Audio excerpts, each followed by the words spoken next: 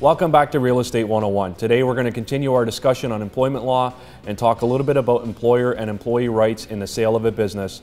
And I'm pleased to be joined by Megan Ferguson of Devery Smith Frank LLP. Megan, welcome to the show. Thank you, Joe.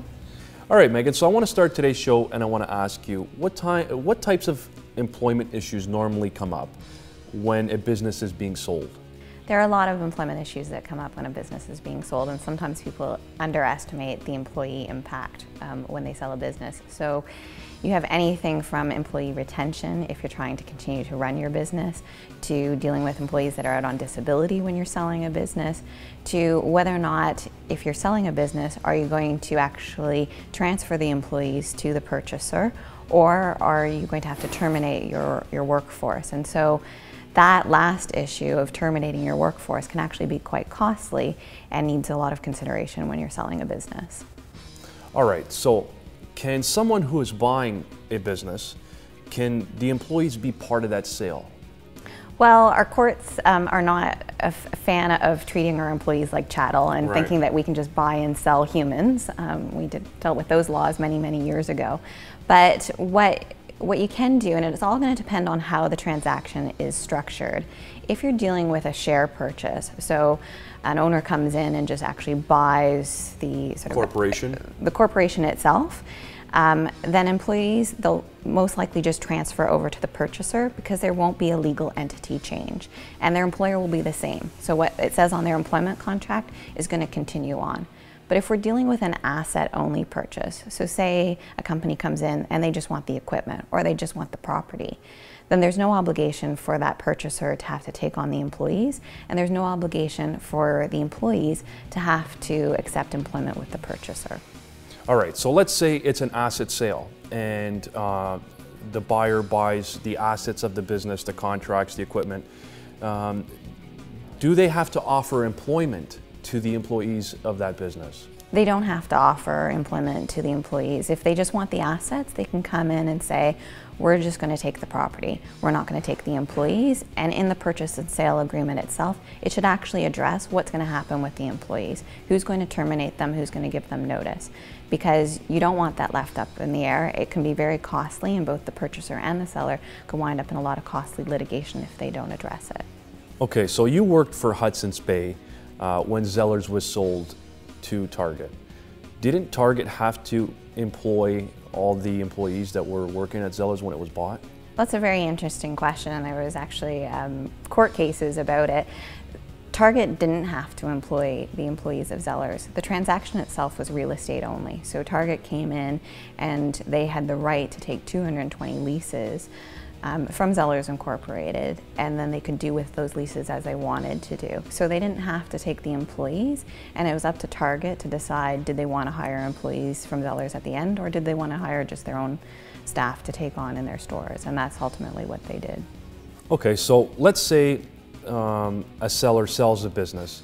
Can that seller avoid or decide not to pay severance if the buyer is going to offer employment to those employees?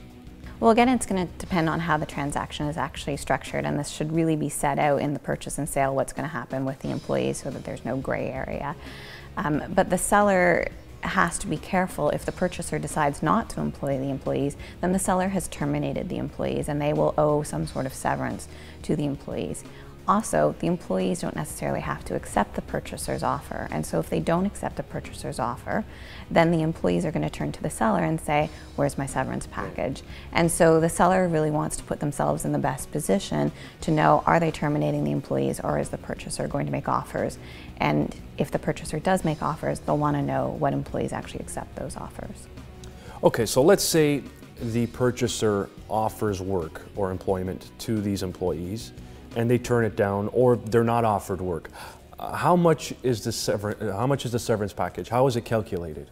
Well, it's really going to depend on a lot of factors. One, we'll want to look at whether or not there's an employment contract between the seller as the employer and the employee, and that might have a termination clause which will dictate what the employee is entitled to. I always recommend as an employment lawyer, similar to family law, have a contract that sets out what the obligations are upon termination. If you don't have a contract that will set out what's going to happen if the employee is terminated by the seller, then we'll look to both the Employment Standards Act here in Ontario and also the common law to determine how much severance would be owing to the employee. Okay, so are there any special rules that differentiate when a worker is unionized or non-unionized here in Ontario? There are. So a non-unionized employee is a little bit more vulnerable in a purchase and sale because the purchaser doesn't necessarily have to take on the employees. In a unionized setting, it's a little bit different, and unions have special rules under the Labour Relations Act in most of the provinces, and we could be into what we call a successor employer situation if the employees are unionized and there's a sale of business. Okay, so do non-unionized employees, do they have a right to successor employment? Not in Ontario, and most of the provinces, for non-unionized employees, there's no right to successor employer. Quebec has some special laws under their nom de travail, which sets out some rights for employees that are non-unionized in Quebec, but in Ontario they don't. And so, again, as we talked about, they're a little bit more vulnerable when you're non-unionized, because unlike a unionized employee that could apply to the Labour Board to try to have the purchaser declared a successor employer, non-unionized employees don't have that same right. Okay, so let's say, for example, Company A purchases Company B, and that Company B has a unionized workforce. Does Company A have to recognize that union after the sale's been completed? It will depend again on the transaction itself and whether or not there's been some continuity of the business. So if Company B is buying Company A and A had a unionized workforce, the union can say to Company B, you need to recognize us. And then it would be off to the Labour Board to determine whether or not there's been a sale of business and whether or not Company's A business has really continued into Company's B business.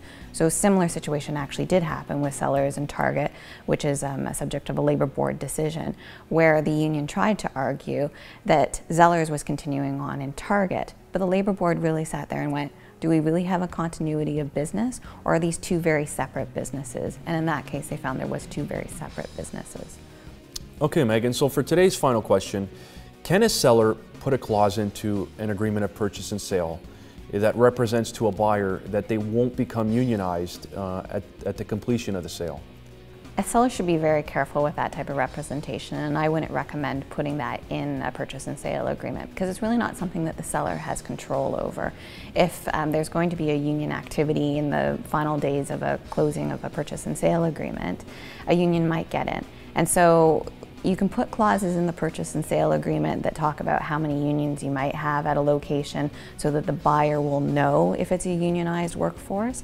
You can attach the collective agreements to the purchase and sale agreements, but I wouldn't represent that you're going to be able to say a union won't come in the final days, because that's something the seller just doesn't have any control over.